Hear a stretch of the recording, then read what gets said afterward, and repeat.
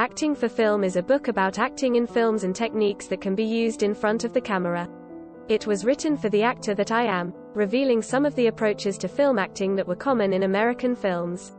As an actor, I have a very practical but personal approach to things. Whether technique or philosophy, it has to work for me in the field. It should work when the camera is moving.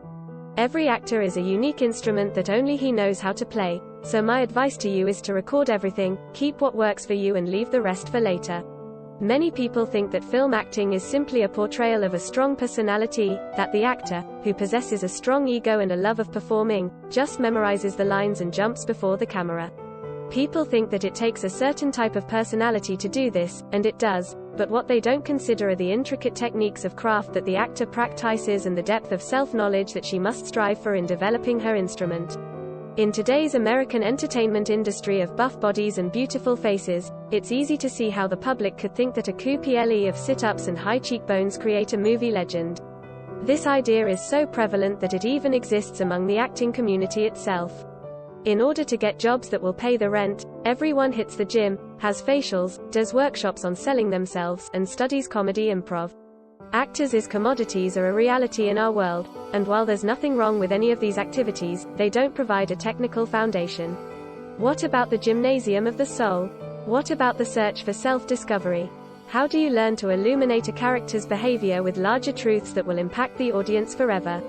I believe that actors must develop a strong personal and private relationship between themselves and their creative medium so that they can access the characters they play regardless of their style or environment.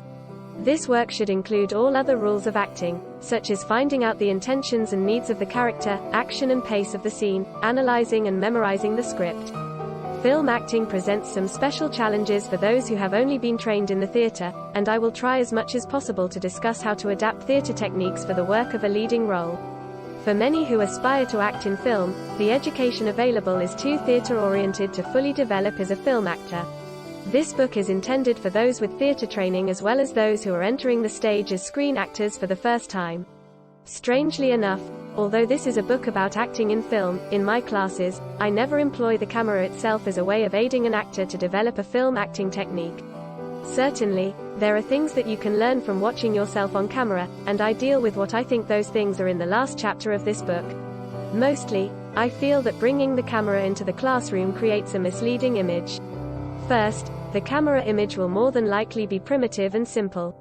It won't provide a true representation of what an actor will look and be like in a professional film. Using a camera in the classroom as an acting tool takes the focus away from watching the actor and brings the attention to the television monitor. Second, since many of my students are young people who have spent their lives watching television and computer screens, I feel it is important to teach them to watch and observe themselves and one another, rather than relying on a video image inside yet another box.